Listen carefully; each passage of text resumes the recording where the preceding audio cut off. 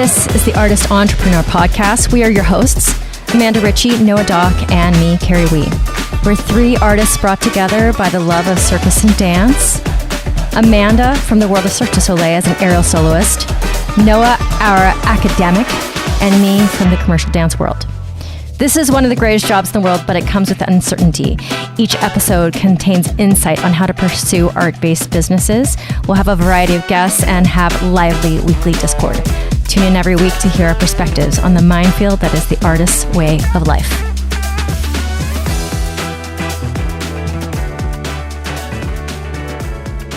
How you feeling? Oh, girl. Are you alive? I'm better. Yeah. I'm just been a snot monster for the last 10 days. It has been way longer than I want it to be, but we're on the up and up, and it's just, the snot's just coming out of my body. It's just coming out. Better out than in? Better out than in is the way to go. Yes. You survived your 5-hour workshop? How was it? It was just like at every point I was like, I'm so fatigued. Like I'm just so fatigued, but it went very well. Good. It went great. It went great. I'm actually going to go back to that studio in a couple months and do another one because I sold it out. Heck yeah. We all like money. I like money. They like money. Let's make more money. Let's make more money. I'm all about more money. Yes. How are you, dude? What's up? Good. I'm good. You know, no snot, but there are more fires. Let it just stop. Yeah. I thought like everything was kosher after they contained the two bigger ones. And then like, what was it? Yesterday? No, 2 days ago? Yeah. Santa Clarita. Aren't you kind of close to there too? Yeah. I'm close enough to feel or smell and see things, but I'm far enough where I didn't have to evacuate. So, but yeah, it's like it escalated to like 10,000 acres in the span of 3 hours. It was crazy. That's a lot. Crazy. Yeah, absolutely crazy. And then there was another like little baby Sepulveda fire. That's out. That's like 100% contained. It says it's still active, but it's not spreading, which is nice. I don't even live there. And I feel like the whole world just stopped. It's crazy. Like, yeah, it's crazy. And I heard there was snow in Texas. Is that true? Is it snowing where you? We had what they called the deep freeze, which means we went under 30 degrees. And like, there's memes and there's videos of laughing like, oh, the snowstorm in Texas, and they get the ruler out and, it's a millimeter. Got it. That's amazing. But it's because there's no infrastructure. They don't have any plows. They have some plows at the airport, but that's it. Yeah. So if it's slick, then everybody's like just driving around on slick roads. But yeah, so with me and my family, well, Bean and I, Asa did not get sick, but with us being like sick and recovering, the fires like kind of paying, like living my head rent free for like 10 days, even though I'm not really a part of it. And then the deep freeze, it's like nothing happened. It's like the world stopped. Totally like the world stopped, so. Yeah. I mean, it's definitely, I don't know if it's stopped, but it's definitely going somewhere like not intended. Because like there's snow in Florida, like weird things are happening. You know what I mean? Weird things are happening. Can you give us an update on all things business on your end, Amanda? The biggest update is that I'm moving forward. My online act creation program is now open. I will be doing a mass blast and a huge marketing push for that in the next couple of weeks. So, okay, that's the biggest update for now. After we had our whole talk on marketing, how do you feel? Same, but fine. Like I feel okay. It's going to be a journey. It's a process, right? It's a process of changing that mindset. I feel like any big change like that doesn't happen overnight. So absolutely. So I feel like I'm in a good trajectory. I feel like I'm in a good space. but still all of those beliefs and all of those processes and all of that thinking, it's still there. What about you? Yeah, by the way, listeners, we are waiting on the man that is Noah, Doc. I got a message that really surprised me. I got a message from NECA asking me to come do a workshop there. Do it. Which I am very surprised because I didn't know I was on their radar at all. Okay. I love that. Which means the marketing is doing its job. Heck yeah. I've interviewed Serenity for my other podcast, but it's one of these more of the old school mainstays in our community. Yeah. And so I was like, oh, that feels nice. Yeah. Congratulations. Yeah. Have you been there before? Have you? So we'll see. No, and I have to say, I haven't even been to the New England area. Like the last time I was even close, New York City, do we even call that New England? No, not really.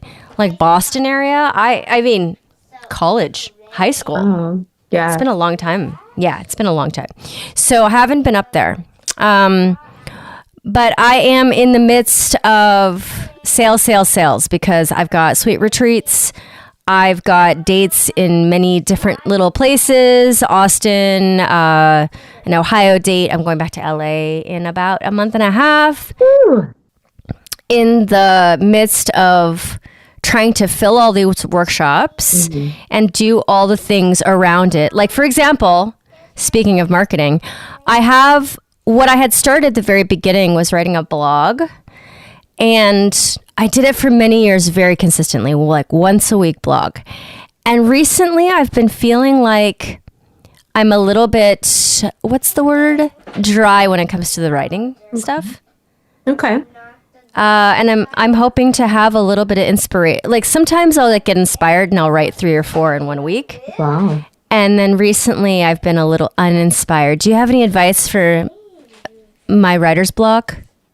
Do you ever try to write words on things? On pages? Everyone, I have tried. I've tried. Oh, there he is. Perfect timing. Perfect timing, Noah. I've never. Your hair is always different every time. I know, his hair is so talented, this man. You guys are so You want to say hi? I'm here. We've been You missing guys you, are Noah, so Doc. funny. Noah, how dare you tease us? Yeah, why did you tease us, Noah? Last time when I So showed up and then teaser. disappeared again. You are teasing us. How dare What? you? I thought you She's wanted literally to do all up in what your you face. had to do. Yeah, she is literally wants to know why you don't show up when she wants you to show up. That's That's what she fair. wants to know. That's I fair am the question. boss of you. I told you that. I already told you that. All right. Let me do it, Bean. Oh my God, I'm hot in here right now. Okay. So, Should we catch Noah up on all the things? yeah. No, what's up, bro? Are you moving back to California? Me? Yeah, you. You're the only one not in California. Definitely not. Y'all are burning down, and I'm buying a house over here. You got Going the opposite way of moving back to LA. We were just talking about. I was just giving an update on Wrap Your Head Around Silks, and I was asking for any tips on my writer's block that I have because I have a blog and I haven't been writing. Do you have any Writer's tips? block? Yeah. I usually go for a walk. I will focus on like something else. Like I'll watch a movie or I'll go have a cocktail somewhere. Like I'll do something new. Like I won't watch a movie I've seen 1,000 times. I'll watch like a new movie, or I'll go to a new cocktail bar, or I'll try a new restaurant, or I'll go for a drive somewhere I've never been, or I'll go to a museum I've never been to. Like just to like stimulate some sort of new, Yeah. Like yeah, shake it up a new little. cognitive function. Yeah, I've joked that my writing style is 99% writer's block, 1% It's like 1% Yeah. of time things come out. Do you have a deadline for this? Do you have a deadline that you have to hit? No, it's kind of like it's just better if I always am doing it. Yeah. It's like with everything else, it's better if you post. But I've been writing a lot. I wrote so much crap about silks and beginner silks that I actually put everything I wrote in a book, and then I sell the book. So I have a book now. That's just because I amazing. put it all together. But it's like, after a while, I'm just like, okay, either I have to have a fresh take on something I've already written about, or something, in class, a question gets posed to me and then I write about it. But yeah, it's been a little bit of a writer's block, but it's okay because now that my business is kind of expanded and all the things I'm doing, that blog is only a small part of what I do. So it's okay. What if you write about something completely non-related and just get words to paper? Get words on paper? Yeah. Potentially. I think that's something too. Because true, it's like when you're writing about such a narrow topic, Yeah. it's like, it's hard sometimes. Noah, what's your update? Oh God, which one? Okay, so Red Flags is, I think our MVP, meaning our minimum viable product, is going to be done by mid-February. Oh, Ooh, okay. very That's soon. And so I have finished the horizontal version of the commercial. That's done. We were able to finally get in and export some of the commercial. So we're going to start working on the vertical short versions of all of these commercials. I have social media interviews that are being edited right now. We got a lot going on. Are you trying to do a media buy? Like, are you trying to put this like out on YouTube and like, are you trying to place ads? Yeah. Where are you placing? YouTube, Google, Facebook, Instagram, TikTok, if it's still around in, the next 24 hours, because who knows? And Who knows, yep. Yeah, probably Snapchat as well. Are you trying to do this media buy yourself? Are you figuring it out yourself? Ooh, that is hard. Well, Yeah. luckily, I run a social media management and content management company. Luckily, you have kind of done this before. But honestly, even though you're doing social media management, it doesn't necessarily mean somebody who does that knows how to do media That's buying. true. Ads and paying for this kind of thing is a totally separate thing. Luckily, I have a fairly good practice in it already, but I think something that I always do whenever I'm buying ad space or doing anything like this is I will always consult with other people who are in this world. Mm-hmm. Okay. Where are you seeing success right now? How are you changing your targeting practices? Things like that, because casting the largest net possible is not always the most successful strategy. It's changed a lot, even in the last year. What is your main demographic for Red Flags? Mainly millennials. We're starting in LA, so millennials, Gen Z, LA based, obviously single people, and there's a lot of people who are interested in dating, other apps, bars, going out, restaurants, clubs, things like that. Anything that will tie them to meeting up with people, experience, going out, things like that. Those are usually some, I would say, telltale signs of people who we want to target. But yeah, demographic wise, millennials, Gen Z, LA based. Is it going to be different from say Hinge or Bumble or anything like that? So my statement that I make is, other dating apps are capitalizing on the failure of its users, and we want to capitalize on their success. So our goal is to get you off the app. And Hinge had its slogan as the app that's meant to be deleted, which really captured people's attention. And it did a really good job in that it was designed to be the relationship app. You're supposed to get rid of it. The joke that I've sort of made now is that it's the app that has been deleted over and over and over and over again because you continue to re-download it. So it is the app that's meant to be deleted, aggressively. There's nothing actually on the app that pushes its users to get off of it. It's a nice sentiment that it's the app that it's meant to be deleted, but there's nothing that it does that actually pushes users to get off the app, which is why I talk about the capitalization of the failure of users. So all of these apps are designed to keep people on them. They want you to keep swiping. They want you to keep meeting people. They want you to delete and re-download and continue to use their app and to continue to play the game. But for us, we want you to actually get off of it and stop using it. And our app actually forces you to stop using it. So when you get a match, you have 48 hours to connect with that person before we unmatch you. So you'll have 48 hours through our platform to chat with this person, see if you like each other, see if they're, somebody you'd like to meet, and go beyond just this, I'm going to say, talking phase in the app. Because after that 48 hours, you can't communicate with them through our app.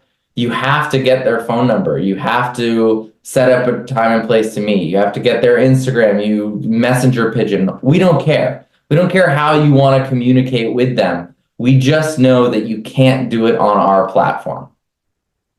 And that forces people to take it to another level, to move on to whatever that next step is. Because I think a lot of times people get trapped in the dating app. They get stuck, with a pen pal on this platform. And as soon as you can get off the platform, you have a better chance of actually creating a real life relationship. Okay, I had a question to pose for you guys today. Would you like to hear it? Number one, what was your first business, and was it a success or not? Hello? And I'm assuming none of your first business is not the business that you're in right now. Am I wrong about that? Amanda, is this your first business? This is my first corporation LLC. This is, yes. But it's not my first business in the sense that I've been always working for myself. That's not new. Me putting the proper label behind it is new. Oh, okay. Yeah. Okay, Noah. I feel like Noah, you definitely had a lemonade stand when you were 6. Definitely had a Definitely lemonade did. stand when I was 6. That's a given. In fact, I had a lemonade stand with my best friend in the world who we went out to dinner 2 nights ago. Amazing. My first LLC business, that was the Atlas Circus Company. That was in New York. That was my first, legal entity that. Okay. Yeah. So it was pretty successful. It was okay. I mean, we didn't make money, but we didn't lose money, and we made a lot of work, and we lived off of some of what we did. Before that, though, non-LLC stuff, yeah, of course, lemonade stand.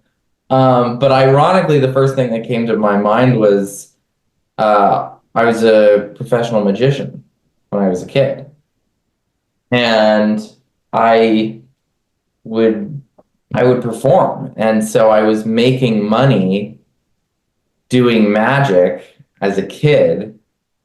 And that was my first quote unquote business. I was offering my services as a magician to events and parties and experiences and things like that. And I was making money that way. And yeah, it was successful.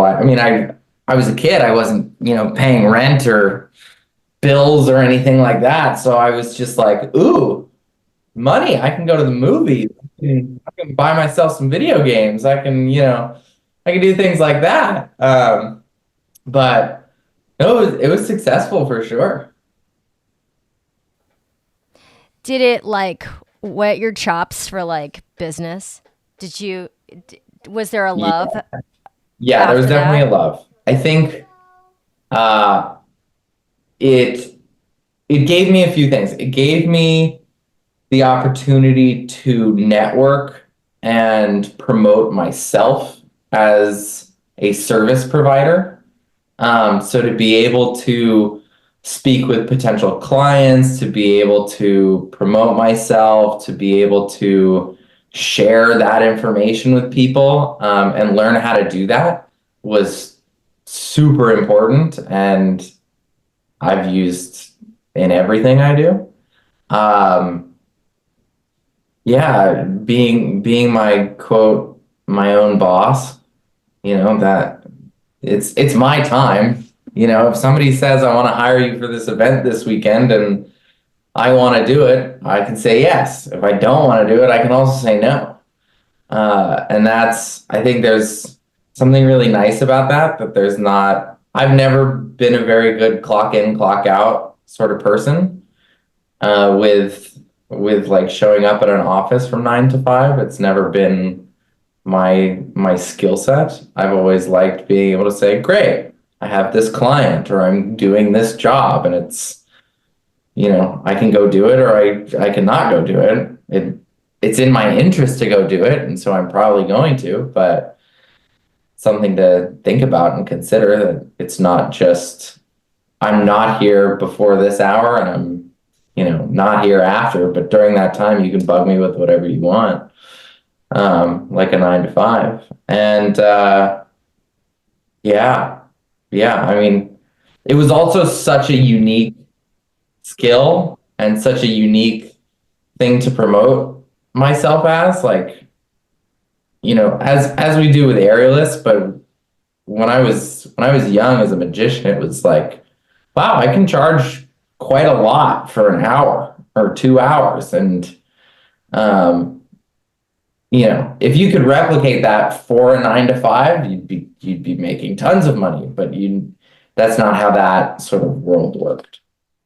I also feel like when people ask me, like, how do you become comfortable with the amount of risk you're taking, with setting your rates, for learning everything you have to do to like get to the next place. Like now you know how to add buy, which I know a little bit, but not a lot. And I think that's why I wanted to ask you guys, because I always have a feeling like if you're working for yourself now here as an adult, you've probably been practicing at it for a long time, and maybe you just didn't know it. Amanda, okay, listen, this is making crazy noises. That looked like it It's would an make old crazy school noises, phone. though. It's like it's glitching, you guys. Toss it. This is an old school like rotary phone, Minnie Mouse, and it's making some crazy sounds. So the ghost is coming out.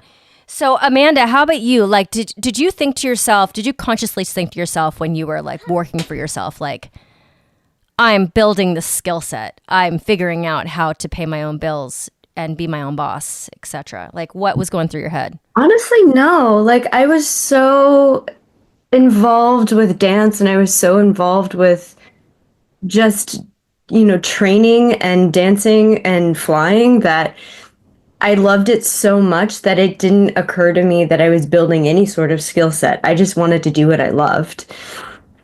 There was the hustle of finding work and making sure I could, survive. I left my home when I was 14 years old. And so being on my own at that young age, like, yeah, of course, there was the hustle of trying to survive, but it was never a thought in my mind of, oh, I am building the skill set as a business. I am a business. It was more of I'm doing what I love. How can I eat when I'm doing what I love type of thing.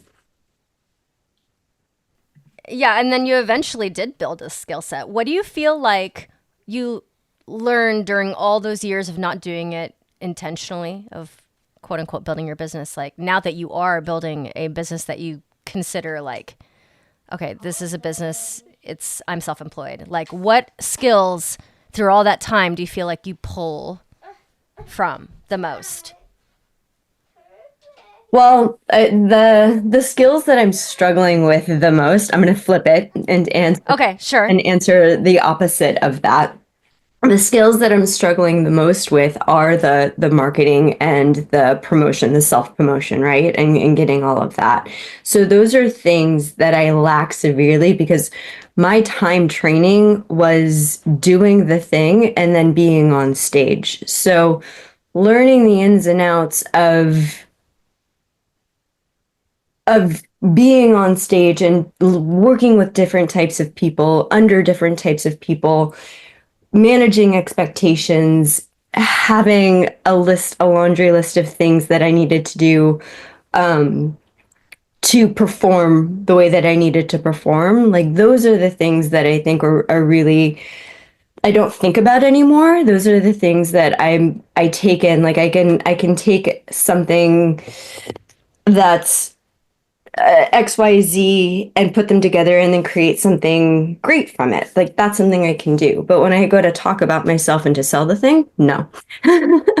So long-winded answer to that question was that I took away the ins and outs of just dealing with a whole bunch of people, personalities, and kind of navigating through that and learning how to speak and my needs and my wants and to perform the way I needed to perform, either on stage or off of stage. But also, I lost my train of thought. But does that answer your question? I think so. Okay, so this is for both of you guys. We can take a public speaking course or something because me speaking is just not a thing. No, no. You just be yourself. Yeah. So for both of you, how often do the ventures that you're doing right now scare the crap out of you? To the point where it's how much are you scared? Who wants to go first? I think it depends on the venture. Like there's certain things that I don't know. I'm like maybe you don't get scared anymore because you've been practicing living on the edge for this whole time. You know what I'm saying? I guess that's what I'm trying to get at.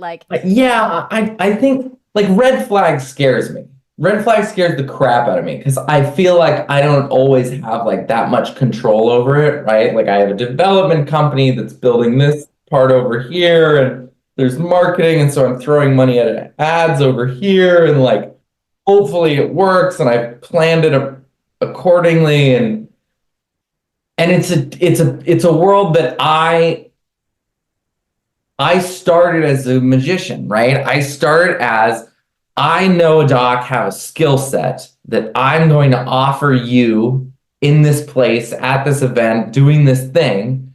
I have complete control.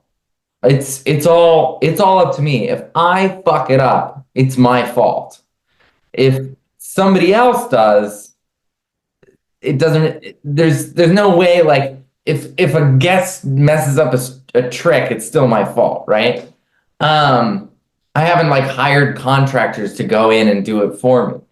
So red flag scares me, but other things, it's not a scary thing. Scary is the wrong word. It's I know I brought this up in a different episode, but the having the baby for any creative project, you just have to have the baby. And so I get bogged down in, is it perfect yet? Have I finished it? Is it ready for somebody to see it? Blah, blah, blah, blah, blah. So for an example, the commercial for Red Flags. I've been going back and forth. I want to do this edit. I want to do this thing. I need to change it. I need to make it a little bit more perfect. And I met with my friend who's an editor last night and he watched it and he goes, what do you need to edit?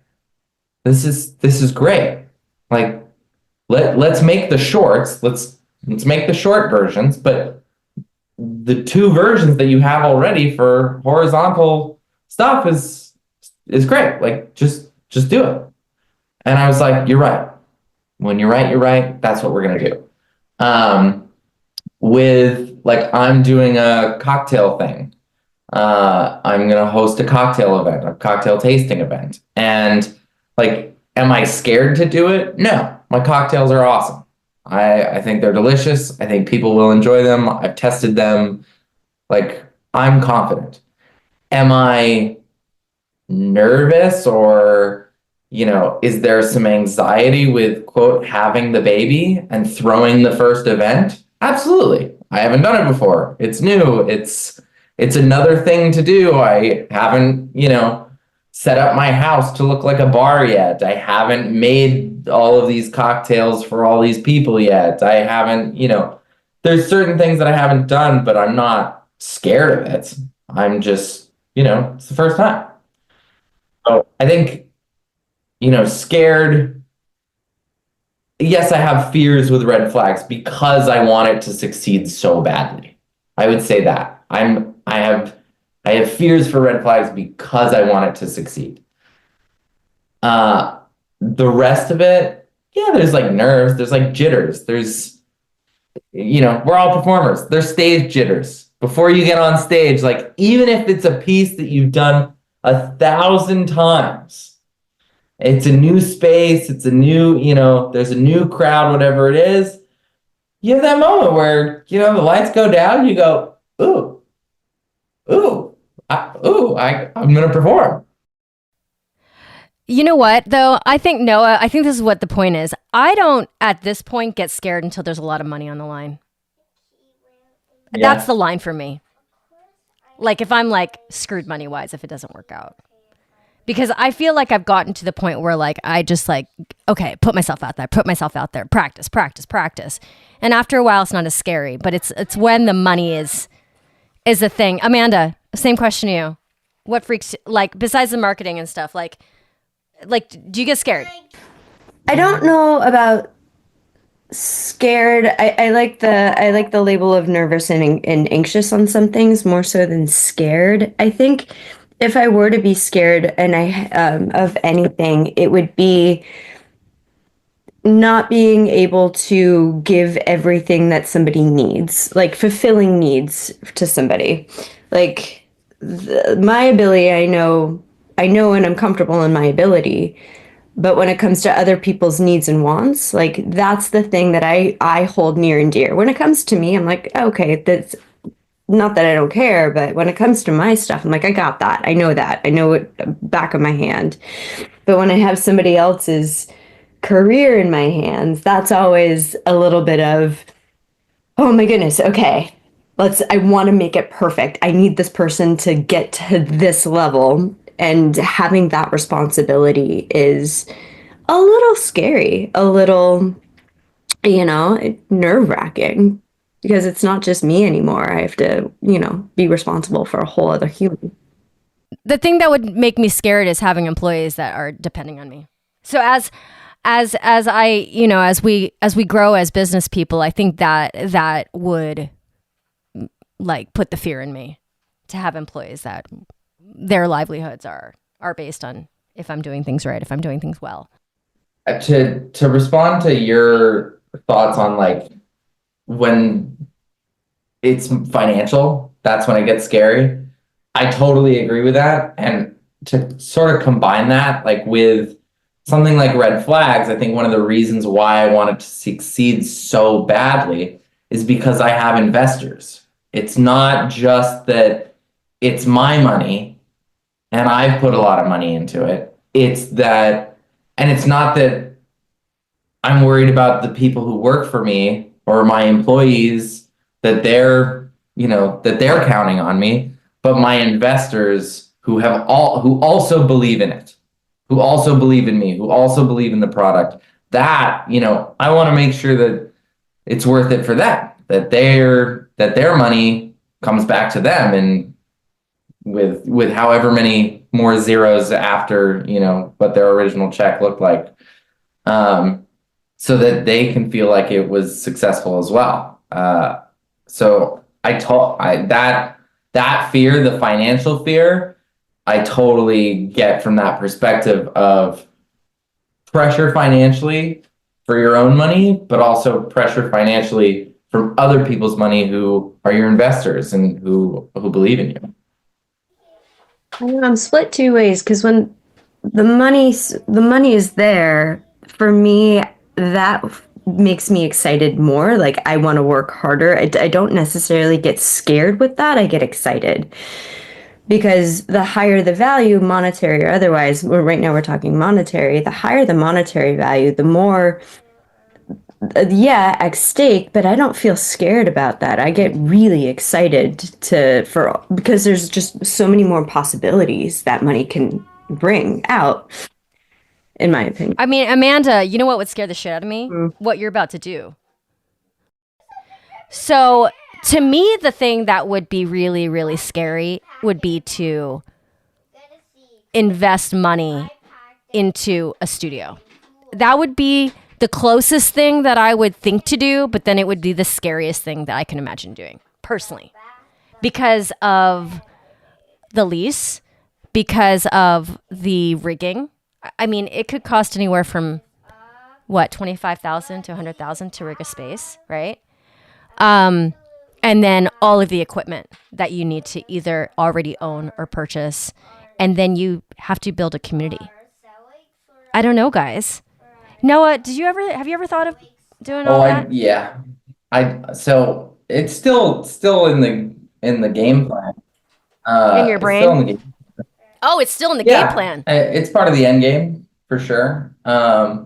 It's not necessarily to have a studio, but a studio is a part of it. I want to have like a residency arts performance space piece of land for arts and all that jazz. Yeah, I mean, I've done the numbers so many times. I did them, because when I had Atlas, we talked a lot about having a space and starting with a space to be able to perform in, to create work in, to hold classes in. I mean, I was producing, directing, choreographing, writing, but I was also really heavily involved in education. I was teaching at university. I was teaching at, 8 dance studios and circus studios and all sorts of stuff. So the idea of having a space was sort of like, this is what makes the most sense.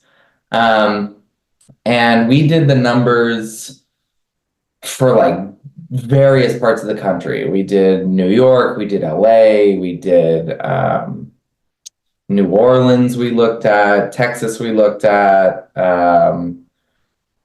we looked all over. And I did the numbers again, but on a much larger scale, because this was for a residency program, theater space, community space, everything, when I was in grad school for Mammoth Lakes.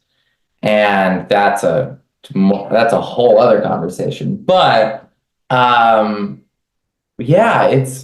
it's tough. I do think that one of the hardest parts, if not the hardest part, is actually the community building. Money, not to be cliche here, but money comes and goes. And if you can raise money, you can get loans, you can pay for everything, some way or another. But being able to get that money back through the community, by people actually showing up to class, by having programs that people really want to be in, like that takes a lot more. And I can think of both studios that are really successful who don't necessarily have a huge community, but are very successful because of what they do. And I can also think of studios who have a really supportive community who are incredibly unsuccessful. And there is a balance, and you have to have a balance. You can't just offer great classes with great teachers, because you don't know if anybody's going to show up. But you also can't have, thousands of people who are ready and willing to take class without some good teachers and some good structure and some good organization and a great place to be. There's, especially in the circus world, this is something that has always driven me up a wall, is that where is every circus studio? Where is every aerial studio? They're in Big city? Yeah, sometimes. Where in the big city are they? They're in a random industrial park next to the trash dump and the auto body shop. And every single studio that you pull up to the parking lot, I've almost never pulled up to an aerial studio and thought, oh, I must be in the right place. I've Right. never thought that in my life. It's never happened. Right. And Yeah. there's so many factors that go into that. It's financial, it's space needs, it's engineering. Like there's so many different pieces that go into that. But that was one thing that always really sort of depressed me about like the idea of owning a circus studio, specifically a circus studio, was that was a really hard thing to get around. Like I did not want to be in an industrial park. I mean, I always Like every single studio. I always think about the first time I went to Hollywood Aerial Arts. Like I will never forget the first time I went to Hollywood Aerial Arts and pulled up to that warehouse with, the 2 empty lots next to it, the homeless encampment across the street, and no sign on the building. I mean, nothing. There was no indication that this was where I was supposed to be. And I was like, what is this? And I think that's really tough. But like I said, I think financially, whether it's a loan, whether it's this or that, like financially it's possible always, but the community part is hard. Finding, the balance between teachers, between people who want to be there, between skill level and skill set and what you have to offer. It's a tough balance. Amanda, thoughts? Yeah, I think the community part of it is so. I'm flip-flopped again. I know that that's like been a theme for today's episode, but building the community and having that's where my excitement is in the work. Getting the money and getting the loans and all of that, that's daunting to me. Because I have so many like things that I would love, like events to host and like fairs to perform in for people and like potluck and like things like that seem maybe like cliche or small town. But community building things, that's the thing that I love, because that's the thing that I miss the most, I think, here in LA. So like having the idea of having a community that I get to cultivate and kind of nurture and grow, like that's exciting to me. Because here in my current situation, like I do have a wonderful community, but the space that I'm in is all, it's very isolating. It's very, very lonely at times, And so to have a space where it's not that is really exciting. Like I don't mind the work of that, and that doesn't scare me. That doesn't give me like I want to dive into that. You know what I mean? Oh, I think that the community building part is the most fun. It's the most exciting. It is the most like you want to sink your teeth into it. I think that, like, for me, I think it's one of the hardest parts. And but it's a beautiful thing, because when it works and when you have that, like, okay, I had a plan to build, and I still do. One day, maybe it's in Mammoth, maybe it's somewhere else. My grad school basically plan was to build a Center for Arts and Recreation in the Eastern Sierra. That was my goal.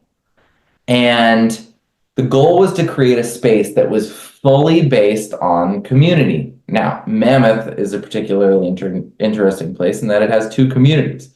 It has the tourism community, because people go up there to ski and play and hike and fish and all that stuff. And then there's the local community, which is small town vibe, California residents, people who it's not a big city. There's not a lot of arts and culture being pumped into Mammoth Lakes. It's not a center in that way.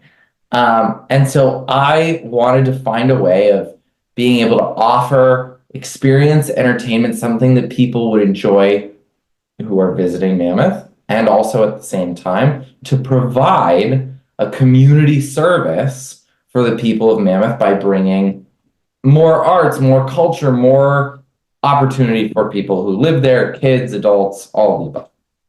And the goal was, and I have plans, I have documents, I have all the financials, everything of what this thing was going to cost, was to build a space that had a performance venue, dance / studio space for people to have class, whether it's yoga, dance, Zumba, whatever. An aerial gymnastics, space for high school cheerleading to aerial classes to whatever it might be.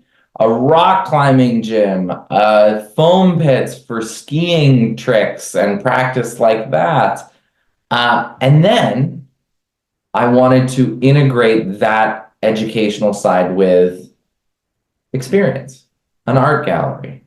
Like I said, the performance space, an outdoor performance space, a restaurant, a cafe, all of these things that engage the community beyond what they necessarily might come for. So like, if I'm a tourist and me and my, family are going up to Mammoth and they have rock climbing classes, let's say, and I want to go to dinner with my wife or whatever, and I want to drop the kids off so that we don't have to take them to our nice dinner.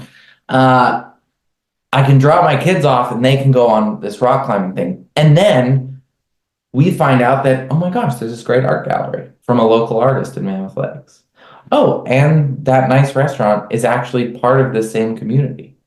And now, instead of I'm some random person who showed up for a class or heard about a class that was here. I'm now integrated into 3 different pieces of this facility, which is offering 3 different pieces of community. Oh, Noah, you're such a dreamer, and I love it because you actually take steps to get to there. Because so many people do the first step and they don't do the second step. Well, there's no building, but I went through all the numbers and we did it all, and I hope one day I can do something. Well, I don't doubt that in 10, 15 years you probably will. Yeah. It's still That's the on hope. your That's the whiteboard. dream. Yeah. Okay, let's wrap it up. Amanda, thoughts? Oh, all the thoughts. All the thoughts. As like a final little tie-up button bow thought. Yeah, for this episode. Hmm. We talked about being scared to do big things. Yeah. I mean, it's worth it though. The big things are and the things that you put off, I find, are where the magic lives. And so the things that you're scared to do are the things that will propel you to grow. And then you'll find other bigger, scary things. So my takeaway of it is that there always is going to be scary things, and you might as well, I'm deciding to jump in and just sink or swim, and hopefully I swim. Because there's always going to be scary, always. Yeah, I mean, I was really scared to leave LA. Yeah. It's not that, it's like the before. The before is scary. And then the after, you're like, okay, well, it's not that scary. When I first moved here, I was like, I literally don't know any humans here. Yeah. And then you start to meet other people, and then your world grows by one more city. Yeah. That's how it feels to me. It feels like, okay, now I have a community here, and then I'm going to go back to LA and dive into that community for a couple days. And then I'm going to hopefully go teach at NECA a little bit and then dive into that community. I like that it grows like that. And then things being digital nowadays, it just feels like it's very much possible, Your growth happens in such a short period of time too. Like you found your community and your space like fairly quickly. Yeah, I feel like, well, part of it was the easy part of Dara being here and her inviting me in. And then after that, it was just like, I just hit pedal to the metal. Like I was like, these are my things that I do every day and I don't not do them. Yeah. Except for this whole like 2 weeks of taking a break because of the fires and being sick and stuff. But like, I don't, people say that to me all the time. Like, they're like, wow, when you start doing something, you just do it. And I think that's the thing. It's like, you put it on your list and you just do it. There's no like, I don't have a lot of emotion around my to-do list every day. Yeah. Do you guys have that? Or do you just I have do it? two. I have a to-do list that doesn't have a lot of motion, and then I have a daily. My daily, okay, there you go. I'm constantly erasing and all that, and then my larger one I just stare at sometimes. No, because it's Yeah. like the big heavy things. It is. But you have to take the big heavy things and put it into smaller bites. So I, for the physical, reality of it, I have my big whiteboard with the big global things, and then I have my small whiteboard with the daily things, and I get to check things off on the daily, and then I check back at the big behemoth, and then I write things down, and that's how I do it. Checking off it's so satisfying when you check something. Oh my God, it's so satisfying. It's almost like, okay, you guys, I'm so fucking weird. Sorry, Bean. I got an iPad recently, and then I got one of these like little like cheapo keyboards to attach to it. And I don't know what it is, but clicking and clacking on that keyboard makes me so much happier than my laptop. And I actually get more work done because I just want to click and clack at it. Nice. That's my motivation. I got like some ASMR shit, and it just makes me more productive. Who knew it would be a cheap ass keyboard? Hey, That's all I have to say inspiration about comes that. in random places. It does. Yeah. Thank you so much for tuning in. You can find Amanda Ritchie at Grounded in Flight on Instagram and at Noah Doc on Instagram, as well as a Red Flags app. And me, Carrie Wee, you can find at wrapyourheadaroundsilks.com. Thank you so much for being here. We appreciate you. We have so much more coming at you, including guests that are in this art world, that are blazing their way through new businesses, and just more banter from us. Thank you for listening. This is The Artist Entrepreneur.